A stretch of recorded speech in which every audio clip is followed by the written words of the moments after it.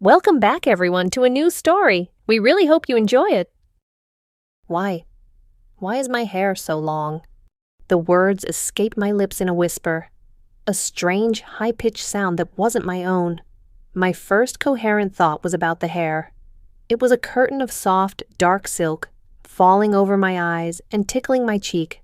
My hair was short, buzzed on the sides. It had been this morning. My head was pounding.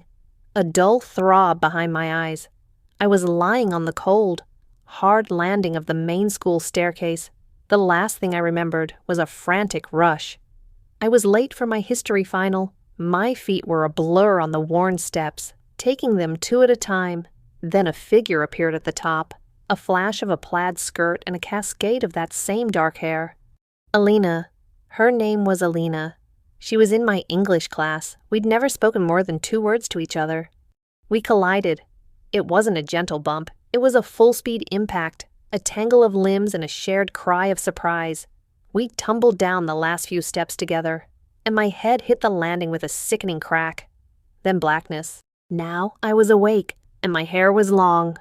I pushed myself up, my arms feeling strangely weak and slender. My hand went to my face, and my fingers felt delicate, too delicate. I looked down at myself, and my heart stopped. No, it didn't just stop. It felt like it was ripped from my chest and replaced with a block of ice. I wasn't wearing my usual jeans and hoodie.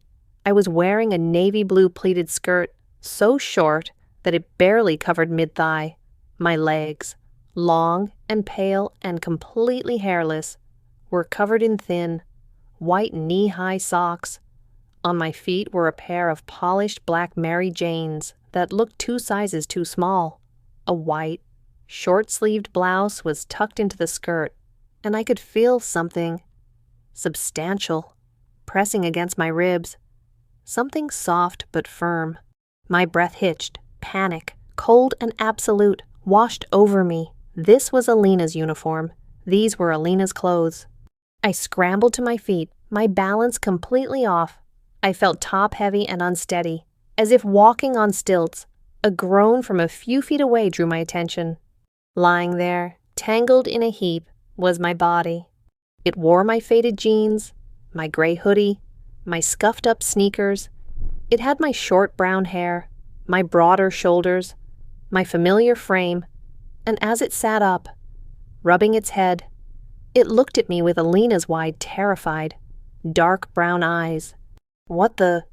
My own voice, my deep, familiar voice, came out of my own mouth, but it wasn't me speaking.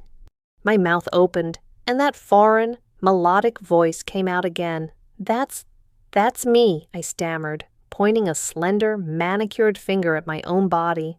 My body, Alina's consciousness, stared back at me, its her eyes widening in dawning horror. She looked down at her, my hands, then at the clothes she was wearing. No, she whispered, her voice rough and alien coming from my vocal cords. No, no, no, this can't be happening. She stood up, towering over me. It was the most dizzying, disorienting experience of my life. Looking up at myself, she patted her chest, her face a mask of disbelief. "This is your body," she said, her voice shaking. "And I'm in yours," I squeaked, the sound making me cringe. I instinctively wrapped my arms around my new smaller frame. The sensation of soft curves and the unfamiliar constriction of a bra beneath the blouse sent another wave of nausea through me. The late bell shrieked through the empty hallway, snapping us out of our shared trance. We were alone. The staircase was deserted. "We have to fix this," she said, her tone urgent. She took a step toward me, and I flinched back. Seeing my own face move with someone else's expressions was profoundly disturbing. How I asked, my voice trembling, "We fell, that's it. How do we unfall?" I don't know he, I guess I should say he now, since it was my body shot back, running a hand through my short hair in a gesture of frustration that was painfully familiar. "But we can't go to class like this. Everyone will know." He was right. I looked down at this new body. Alina's body. I was maybe 5'4", a good 6 inches shorter than I was used to. Everything felt fragile. My waist was tiny. My hips had a gentle curve, and the weight on my chest was a constant, distracting presence. I felt exposed, vulnerable. The short skirt seemed like a cruel joke, and the breeze from the open window at the end of the hall made my bare thighs prickle with goosebumps. "Okay," I said, trying to force some calm into my new voice. "Okay, we can't panic. For today, we have to pretend. We have to be each other." His eyes, my eyes, widened. "Pretend you want me to go to class as you, and you want to be me." "Do you have a better idea?" I snapped, then immediately regretted it. The sharp, feminine tones sounded shrewish and wrong. I took a breath, trying to steady myself. The light, floral scent of Alina's shampoo filled my senses. It was overwhelming. "Look," I said, more softly, "we'll get through the day. We'll meet up after school and figure this out. We have to. Just try to act normal." "Normal," he laughed, a bitter, hollow sound that was chilling to hear from my own throat. "Alex, look at you, look at me. Nothing about this is normal." Hearing him say my name was the final straw. It made it all too real. I was Alex, but I was trapped in the body of a girl I barely knew, and she was trapped in mine. "Just do it," I pleaded, my voice cracking. "Please, Alina, we have to try." He looked at me, his expression a mixture of fear and pity. He was looking at his own face, reflected in me, a slender girl with a heart-shaped face, big, expressive eyes, and long, dark hair, a stranger. He finally nodded, his jaw tight. "Fine. After school. By the old gym entrance. Don't be late." He turned and walked away, his stride my own familiar, slightly clumsy gait. I watched him go, feeling a profound sense of loss, like watching a ghost of myself disappear down the hall. Then I was alone, truly alone, trapped. I looked down at my hands again, at the pale skin and the short, neatly filed nails. I took a deep breath and started walking toward Alina's first period class. Each step in these ridiculous, delicate shoes, a lesson in uncertainty and fear. The hem of the skirt swished against my legs, a constant, alien whisper. Just get through the day, I told myself. It was a simple goal, but at that moment, it felt like the most impossible task in the world. Walking into Alina's homeroom was like stepping onto a stage without having read the script. Every eye in the room seemed to lock onto me as I slipped through the door. I was late, and my entrance felt clumsy and loud. My new center of gravity was a mystery, and the slight heel on the Mary Janes made me feel like I was about to pitch forward with every step. "Alina, nice of you to join us," the teacher said, not unkindly. I mumbled an apology, the sound soft and breathy. I kept my head down, letting the curtain of dark hair hide my face as I scanned the room for an empty seat. A girl with bright pink hair waved me over to a desk next to her. I hurried over, my cheeks burning with a heat I wasn't used to. "Rough morning," the pink-haired girl whispered as I slid into the chair. The movement was a disaster. I sat down like I always did, plopping down without a thought. But a body with a skirt required a different kind of engineering. The pleated fabric rode up high on my thighs, and I instinctively clamped my knees together, my heart hammering in my chest. Did anyone see the feeling of exposure was intense? A raw, new kind of shame. "Something like that," I managed to whisper back, pulling the hem of the skirt down with trembling fingers. The material was a lightweight wool blend, scratchy against my skin. The girl, whose name I desperately wished I knew, just grinned. "Well, you still look amazing. Did you do something different with your makeup? Your eyes look intense." Makeup? Of course. I hadn't even thought about it. I was probably wearing makeup. I resisted the urge to rub my eyes, afraid of smearing whatever was on them. I just gave a weak, non-committal shrug. Class began, but I couldn't focus. My entire being was consumed by the physical sensations of being Alina, the way the tailored blouse pulled slightly across my chest when I reached for a pen, the impossibly small, neat handwriting that flowed from my hand when I tried to take notes, as if the muscle memory belonged to the body, not to me, the constant, unnerving awareness of the skirt. Every time I shifted in my seat, I felt the fabric move, the air cool on my legs. I found myself instinctively keeping my legs pressed tightly together, a posture that felt unnatural and restrictive. Between classes, the pink-haired girl, I learned her name was Jessica, chattered away beside me as we walked to our lockers. I just nodded and made vague sounds of agreement, terrified of saying the wrong thing. "So, are you still going to the mall with me and Chloe after school? We need to find you a dress for Jake's party on Saturday," Jessica said, stopping in front of a locker decorated with band stickers and photos. My locker, Alina's locker. Panic flared again. A party dress. "Oh, I can't today," I stammered, fumbling with the combination lock. I had no idea what it was. "What, why not?" Jessica pouted. "I have to help my, dad with something." I lied. It was the lamest excuse on the planet. Luckily, Jessica was distracted by a group of guys leaning against the lockers nearby. They were watching us, or rather, they were watching me. Their eyes roamed over my body, lingering on my legs, my chest. One of them smirked and nudged his friend. I'd seen guys look at girls like that a million times.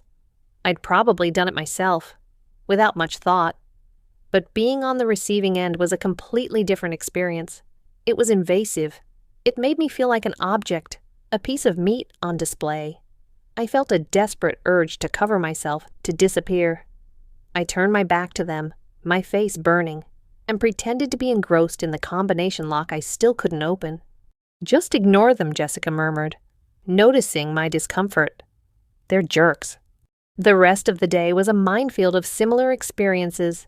In gym class, I was handed a set of tiny shorts and a tight-fitting t-shirt. Changing in the girls' locker room was an ordeal of pure terror. I found a corner stall in the bathroom and changed in there, my hands shaking so badly I could barely pull the shorts on. The class itself was volleyball. I was clumsy and uncoordinated, my new body refusing to obey my commands.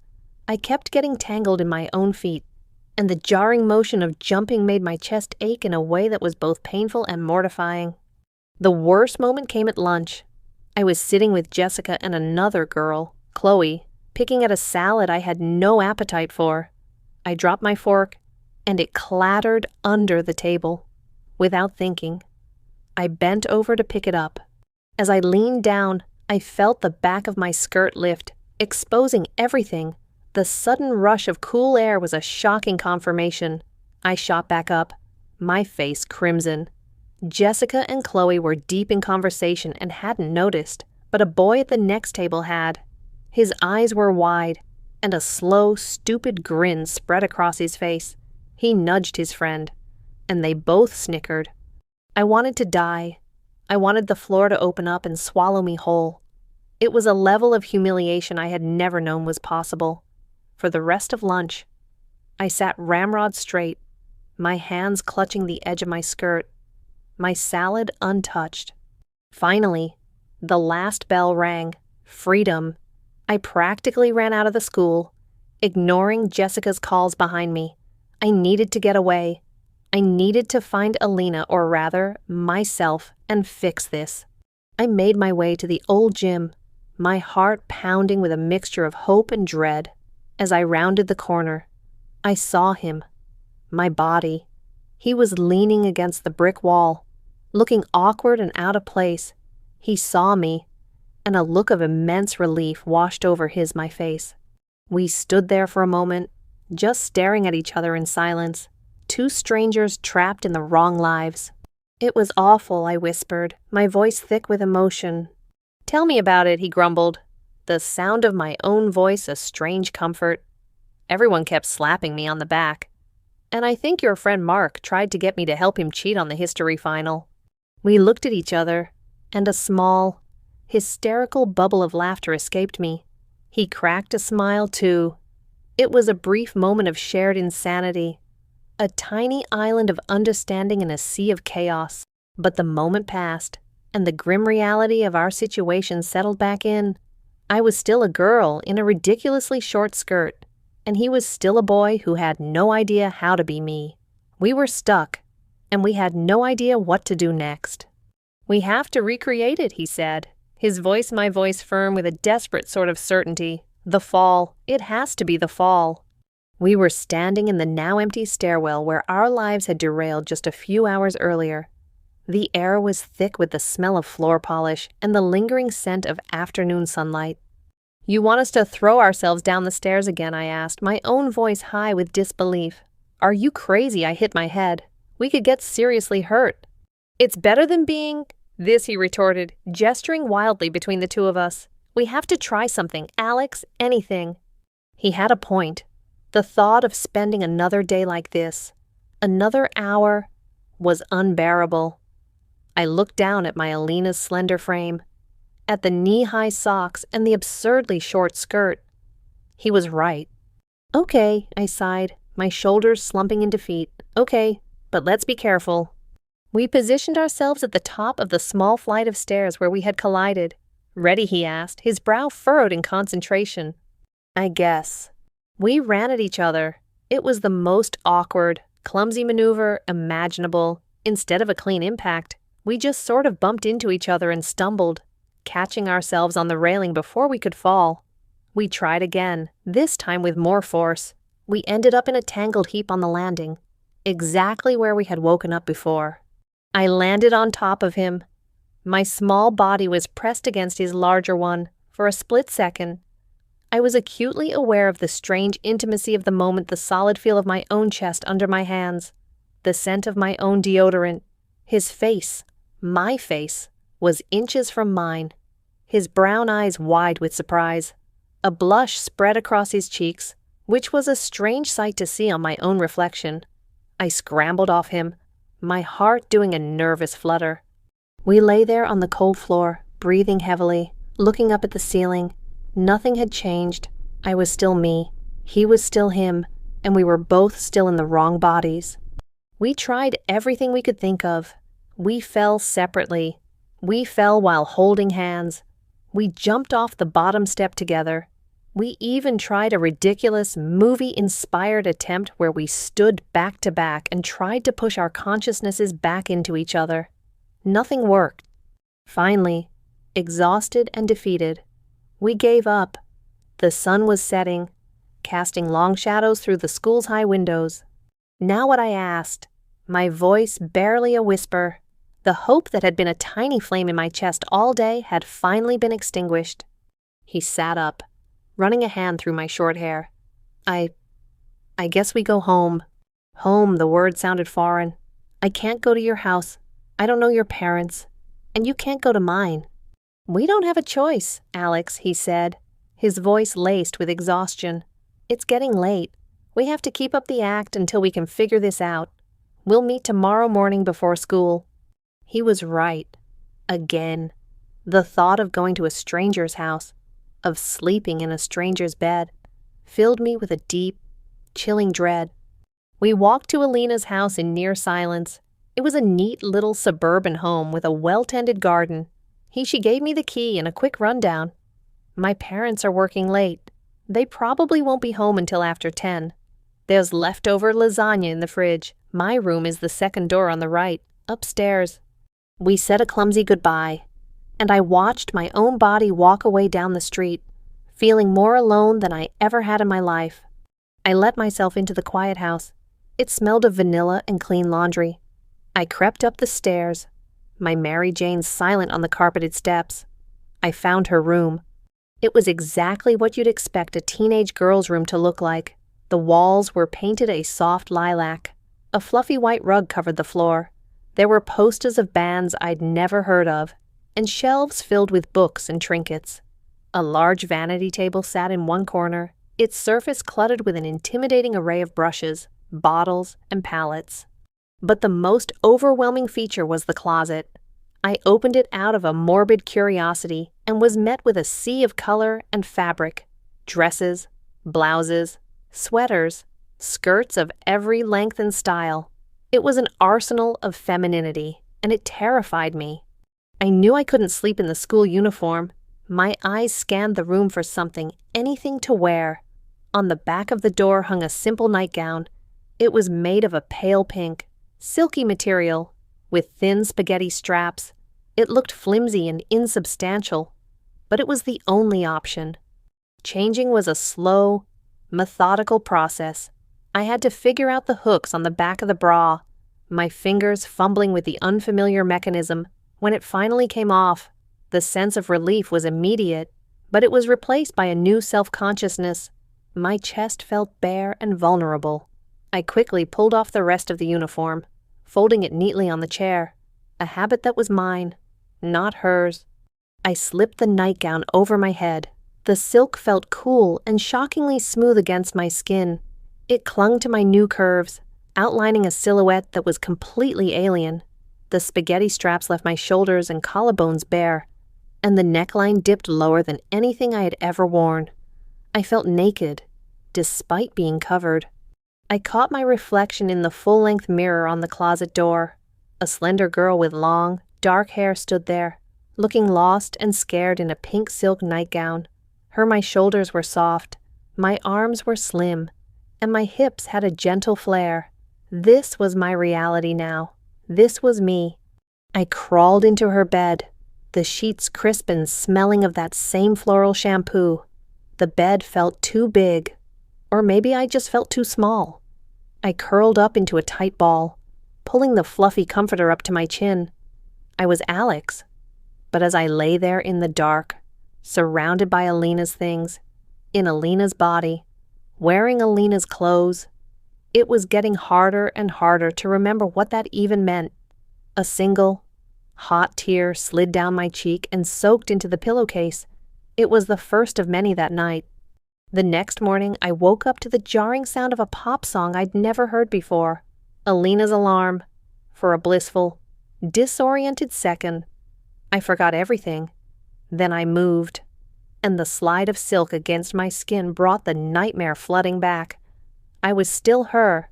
I stumbled out of bed and into the bathroom, avoiding my own reflection. The thought of going through another day of this was crushing, but I had to. I had to get dressed and go to school. Standing in front of her open closet was paralyzing. Yesterday, I'd been forced into the uniform. Today, I had to choose. It felt like a test I was doomed to fail. What did girls wear? What did Alina wear? My eyes landed on a simple pair of dark wash skinny jeans and a soft, gray V-neck sweater. It seemed safe, normal, as close to my old style as I could get. Putting on the jeans was a revelation. They were designed for a body with curves, hugging my hips and thighs in a way my own jeans never had. They were made of a stretchy denim that was surprisingly comfortable, but the tightness was a constant reminder of the body I was in. Then came the underwear. In a drawer, I found a pile of delicate, lacy things in various colors. I grabbed a plain black cotton pair, feeling my cheeks flush. The fabric was soft and barely there. It was another layer of alien sensation against my skin. The sweater was soft, but the V-neck dipped low, revealing the pale skin of my collarbones. I felt exposed. I pulled it on, then stood in front of the mirror, forcing myself to look. The girl staring back was not terrible. The jeans and sweater made her look casual, less like a doll in a uniform. But something was off. Alina always looked so put together. This felt incomplete. My gaze drifted to the vanity. Maybe the answer was there. I sat down, my knees bumping against the edge of the table. I picked up a tube of mascara. I'd seen girls use it 1,000,000 times. How hard could it be? 5 minutes later, I had a black smudge under one eye and my eyelashes were clumped together in spidery spikes. It was a disaster. Frustrated, I grabbed a makeup wipe and scrubbed at my face. A soft knock on the door made me jump. "Alex, it's me." It was my own voice. Alina. I opened the door to see my own body standing there, looking rumpled and tired. He looked past me into the room, at the open closet and the mess on the vanity. A small smile played on my lips. Having trouble. It's not funny, I mumbled, turning away, feeling a ridiculous surge of embarrassment. I know, I tried to shave this morning. Almost took my ear off, he said, pointing to a small nick on his earlobe. He stepped into the room, and the familiar, masculine scent of my own aftershave filled the air. It was a scent I associated with home, with myself. It made me feel a pang of longing so sharp it was a physical pain. He walked over to the vanity and picked up a small bottle of foundation. Here, he said, his voice surprisingly gentle. Let me? I watch my mom do this all the time. I sat down, hesitant. He stood behind me, his reflection next to mine in the mirror. He pumped a tiny amount of the liquid onto the back of his hand, my hand, and began to gently dab it onto my face with a sponge. His touch was light and careful. Close your eyes, he instructed. I did as he said. I felt the soft brush of an eyeshadow applicator on my eyelids, a light dusting of powder on my cheeks, the slick glide of lip gloss. It was a strange, intimate experience, having my own hands apply makeup to my new face. Okay, open. I opened my eyes. The transformation was subtle but stunning. My eyes looked bigger, defined by a thin line of brown eyeliner and a light coat of mascara, applied perfectly this time. My skin looked smooth and even, and a hint of pink on my cheeks made me look healthy, alive, not like the pale, terrified ghost I felt like inside. I stared at our reflections, the tall, familiar boy and the pretty, dark-haired girl. We looked like a couple. The thought sent a jolt through me. Wow, I whispered, touching my cheek. It felt like my own skin, just better. He was looking at me in the mirror, a strange expression on his face. It was a look of admiration, maybe something more. You know, he said, his voice quiet, you look really pretty, Alex. My heart did a complicated flip-flop in my chest. Hearing him say that, seeing that look in my own eyes, it was confusing and overwhelming. A deep blush crept up my neck. I wasn't used to blushing, but in this body, it seemed to be my default reaction. Thanks, I stammered, looking away from the mirror. You don't look so bad yourself. He laughed, the sound deep and familiar. For a moment, the tension broke. We were just two kids in a messed up situation, trying to help each other survive. We spent the rest of the morning in a strange sort of training session. He taught me a few more makeup basics. I, in turn, tried to explain the complexities of my friend group to him. Who to avoid? Who was okay? It felt absurd, but necessary. As we were about to leave for school, he stopped me. One more thing. He pointed to my feet. I was wearing a pair of plain sneakers I'd found. Alina wouldn't wear those with that outfit. He rummaged in the closet and pulled out a pair of stylish ankle boots with a short, chunky heel. Try these. I slipped them on. They zipped up the side, fitting snugly around my ankle. I stood up, and the 2-inch heel forced my weight forward, subtly changing my posture. It made my back straighten, my hips tilt. It made the jeans look even better. I took a few tentative steps. It was a challenge, but not impossible. See, he said, a proud smile on his face. Now you're ready. Walking to school beside him, I felt a new kind of self-awareness. I was still terrified, but it was mixed with something else now. A flicker of curiosity, a tiny secret thrill. The compliment, the makeup, the boots, they were armor. For the first time, I didn't just feel like I was a boy trapped in a girl's body. I felt like I was a boy disguised as a girl, and maybe, just maybe, I could get good at this disguise. Weeks turned into a month. Our desperate attempts to switch back grew less frequent, replaced by a grim, weary acceptance. The staircase became just a staircase again, not a portal to our old lives. We tried everything from internet spells to visiting a local psychic who told us we had entangled auras and charged us $50 for a useless crystal. Nothing worked. The truth was settling in. Heavy and suffocating, this was permanent. My life became a performance. I was an actor in a play I hadn't auditioned for. I learned Alina's mannerisms by watching old videos on her phone. I learned to tilt my head when I was listening, to play with a strand of my long hair when I was thinking. I perfected her signature on homework assignments. My voice, once a source of shame, learned to modulate, to soften. The physical aspects became second nature. I could now apply eyeliner with a steady hand. I knew which bra went with which top. I could walk, even run, in heels without a second thought. My closet, once a terrifying monolith of femininity, became a toolbox. I learned about layering, about accessorizing, about how the right pair of shoes could change an entire outfit. There were moments, of course, when the mask would slip. Sometimes I'd see my reflection unexpectedly in a shop window and feel a jolt of pure shock, a split second of non-recognition, or I'd try to speak with my old volume and a shrill, unpleasant sound would come out. In those moments, the crushing weight of my reality would come crashing down, and I'd have to lock myself in a bathroom stall until the panic subsided. Alina, who I now just thought of as Liam in my head, since he was living my old life, was my only anchor. He was the only person on earth who knew my secret. We met every day after school, comparing notes, offering support. He struggled with my dad's expectations to be good at sports, with my friends' endless talk about cars and video games. I struggled with the constant social drama of Alina's friend group, the pressure to be pretty, to be nice, to be desirable.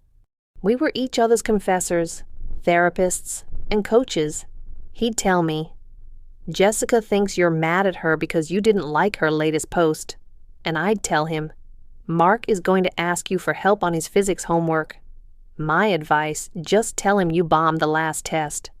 The school party Jessica had been talking about on that first day was fast approaching. It was all anyone could talk about, and it filled me with a deep, hollow dread. "You have to go," Liam insisted when we met at our usual spot in the park. "If you don't, everyone will think something is wrong." Alina would never miss Jake's party. "I can't," I said, hugging my knees to my chest. I was wearing a cute floral sundress, and the fabric was soft against my bare legs. What would I even wear? How am I supposed to dance? I'll make a fool of myself. "You won't?" he said, his voice firm. He sat down next to me on the bench. "We'll find you something to wear, and I'll be there. If you get stuck, just find me." The we was what did it. The thought of facing it with him by my side made it seem slightly less terrifying. The Saturday of the party, he came over to Alina's house. He brought a pizza, and we turned the process of getting ready into a mission. He acted as my stylist, pulling dresses from the closet and holding them up for my approval. We settled on a deep blue dress made of a soft, velvety material. It had a simple, elegant cut, with a fitted bodice and a skirt that flared out just above my knees. It wasn't too flashy, but it made me feel graceful. He helped me with my hair, his fingers surprisingly deft as he gathered it into a loose, elegant bun at the nape of my neck, leaving a few tendrils to frame my face. Then came the makeup. He did a smoky eye that he'd looked up on YouTube, making my eyes look mysterious and deep. When he was done, he stepped back. I stood in front of the full-length mirror and stared. The girl looking back at me was beautiful. It was a shocking, undeniable fact. The dress clung to her curves, the hairstyle highlighted her long neck, and the makeup made her eyes sparkle. For the first time, I wasn't just seeing a disguise or a costume. I was seeing a person, a pretty girl who was about to go to a party, and that girl was me. I felt a strange, heady mix of fear and excitement. Liam let out a low whistle, my old whistle. "Alex, you look incredible." His gaze was intense, and my stomach fluttered. We went to the party together. He looked handsome in my own dark jeans and a button-down shirt. Walking in beside him, I felt a strange sense of rightness, as if we were a real couple. The party was a loud, chaotic swirl of music and people. I navigated it carefully, sipping on a cup of punch and making small talk with Alina's friends. Liam stayed nearby, a silent, comforting presence. Then, a slow song started to play. A boy I barely knew asked me to dance. I panicked and looked at Liam, who just gave me a subtle nod of encouragement. I let the boy lead me onto the makeshift dance floor. It was awkward. I kept my distance, my body stiff, counting the seconds until the song was over. When it finally ended, I escaped back to Liam's side. "See, you survived," he said with a small smile. The next slow song began. Before anyone else could ask me, Liam stepped forward. "My turn," he said quietly. He took my hand, and his touch was warm and familiar. It was my hand, yet it felt different holding it from this side. He led me to the center of the floor and pulled me close, not awkwardly, like the other boy, but gently, confidently. He rested his hand on the small of my back, and I put my hand on his shoulder, my old shoulder. We swayed to the music. I rested my head against his chest, right over his heart. I could feel its steady beat, a rhythm that had once been my own. I closed my eyes, breathing in his, my familiar scent. In that moment, surrounded by the noise of the party, we were in our own quiet world. It didn't feel like a boy and a girl dancing. It felt like two halves of a whole, momentarily reunited. The song ended, but we didn't move. He looked down at me, his eyes, my eyes, soft in the dim light. "You know," he whispered, his voice so low only I could hear. I was so scared at first, so angry. I just wanted my old life back. "Me too," I breathed. "But now," he hesitated, his gaze searching my face. "Watching you tonight, seeing you laugh with your friends. You're good at this, Alex. You're a better Alina than I ever was." He paused. Maybe this happened for a reason. Maybe we don't have to switch back." His words hit me with the force of a physical blow. The part of me that had been clinging to that impossible hope, the hope of one day waking up as myself again, suddenly shattered. This was it. This was my life now. He was letting go. He was asking me to let go too. Tears pricked my eyes. I didn't know if they were tears of sadness for the boy I had lost, or something else entirely, something more complicated. He saw the tears and his expression softened. He gently wiped one away with his thumb. "I like you like this, Alex," he said, his voice thick with an emotion I couldn't name. "I really do." My heart hammered against my ribs. He wasn't just accepting our fate, he was embracing it, and he was embracing me, the new me. And in that moment, under the colored party lights, I realized with a terrifying clarity that a part of me was starting to embrace it too. The party was a turning point. Liam's confession that he liked me this way echoed in my mind for days. It was a terrifying and exhilarating thought. He wasn't just my co-conspirator anymore. He was something else. He was the only person who saw all of me, the boy I had been, and the girl I now was. And he wasn't running away. In fact, he was leaning in. Our relationship began to shift. The daily post-school debriefings felt less like strategy sessions and more like dates. We'd grab coffee or walk through the park, and the conversation would drift from the challenges of our stolen lives to our hopes, our fears, our dreams. I learned about Alina's childhood, her difficult relationship with her mother, her passion for art. He learned about my secret love for old movies, my fear of failure, the reasons I was always so quiet in class. We were piecing each other together, learning the people we were underneath the bodies we wore. Living as Alina became less of a performance and more of a reality. I stopped consciously imitating her and started letting my own personality merge with the new exterior.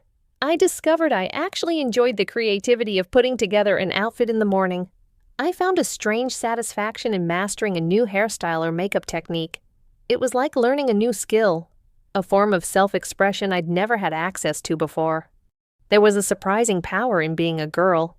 I learned that a well-timed smile could defuse a tense situation, that a vulnerable confession could create a powerful bond of friendship with girls like Jessica and Chloe. I also learned about the ugly side, the casual sexism, the constant judgment on my appearance, the fear of walking alone at night. It was a world of contradictions, of vulnerabilities, and strengths I'd never known.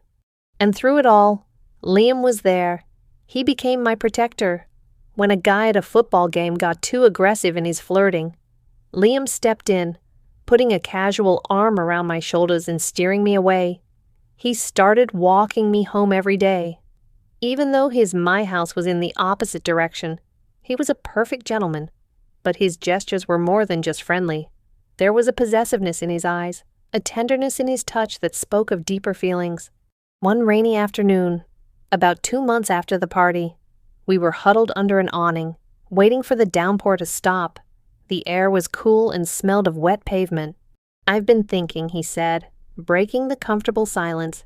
He was looking at me, his gaze serious, about what I said at the party.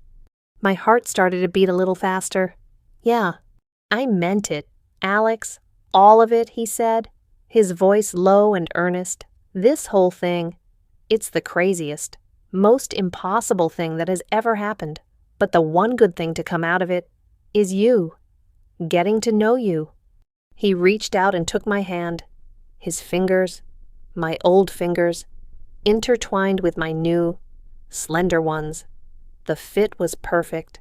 "I know this is complicated," he continued, his thumb stroking the back of my hand. "You're in her body, and I'm in yours. My brain is screaming that this is weird, but my heart, it doesn't care. It just knows what it feels." He took a deep breath. "I'm falling in love with you, Alex. I don't know what you are, a boy, a girl, something in between. And I don't care. I love the person you are. I love your kindness, your quiet strength, the way you get that little wrinkle between your eyebrows when you're concentrating on your makeup." Tears welled in my eyes, blurring the sight of his face, my face. For so long, I had felt like a fraud, an imposter. I had mourned the loss of my old self, my identity. But here he was, telling me that he saw me, the real me, underneath it all, and he loved that person. A sob escaped my lips, a mixture of relief and overwhelming emotion. "Liam, it's okay if you don't feel the same way," he said quickly. I had to tell you." I shook my head, my long hair swishing against my cheeks. I squeezed his hand. "No, you don't understand," I said, my voice thick. For the past few months, I felt so lost, like I wasn't a real person anymore. But when I'm with you, I feel whole. You're the only one who sees me." I looked up at him, into the eyes that used to be mine, and I saw my own future reflected there. It wasn't the future I had ever imagined, but for the first time, it didn't feel like a tragedy. It felt like a beginning. I started, my voice trembling. "I think I'm falling in love with you too." A slow, brilliant smile spread across his face, my old smile. He leaned in, and his lips met mine in a kiss that was both strange and wonderfully familiar. It was gentle and hesitant at first, then deepened with all the unspoken emotion that had been building between us for months. It was a kiss that sealed our strange fate, turning a bizarre curse into an unlikely blessing. In that moment, I wasn't Alex the boy or Alina the girl. I was just me, and he was just him, and we had found each other against all odds. And 2 years later, I adjusted the strap of my sundress as I sat on the park bench, watching Liam throw a frisbee for the golden retriever we'd adopted last summer. The sun was warm on my bare shoulders, and a gentle breeze played with the ends of my now shoulder-length hair. I had cut it a few months ago, a symbolic step in making this identity my own, distinct from the girl Alina used to be. We graduated high school last year. He, still looking out at the world through my eyes, is studying architecture at the local university. I'm in the fine arts program, a passion I discovered only after I was forced to take Alina's old art classes. It turns out, her hands had a talent that my soul was eager to claim. We lived together in a small apartment downtown. My side of the closet is a carefully curated collection of dresses, skirts, and stylish jeans. His side is filled with the comfortable hoodies and t-shirts I used to love, sometimes, when he's not home. I'll slip on one of my old sweatshirts, the worn fabric, the familiar scent. It's like a hug from a ghost, but it's not a sad feeling anymore. It's a fond memory, a reminder of the journey that brought me here. We never told anyone, to the world, We are simply Alina and Alex, a perfectly normal, happy couple. Our parents think we're a classic case of high school sweethearts. Our friends tease us for being inseparable. Only we know the impossible truth that binds us together. Liam jogged back over, the dog panting happily at his heels. He dropped onto the bench beside me and slung his arm around my shoulders, pressing a kiss to my temple. "What are you thinking about?" he asked, his voice the same deep, comforting rumble it had been for 2 years. I leaned my head on his shoulder, and smiled. Just how weird life is. "Good weird, I hope," he said, squeezing me tighter. "The best weird," I confirmed, looking at our reflection in his sunglasses, a handsome young man and a smiling, confident young woman. It took a long time to see that reflection and feel nothing but peace. To see that girl and think, simply, that's me. The fall down the stairs didn't break me. It didn't erase me. It just rearranged me. It put me in a new body, on a new path, and led me straight to the one person who would ever truly understand me, in every form I could possibly take. It was a bizarre, terrifying, and ultimately beautiful accident, and I wouldn't change a thing.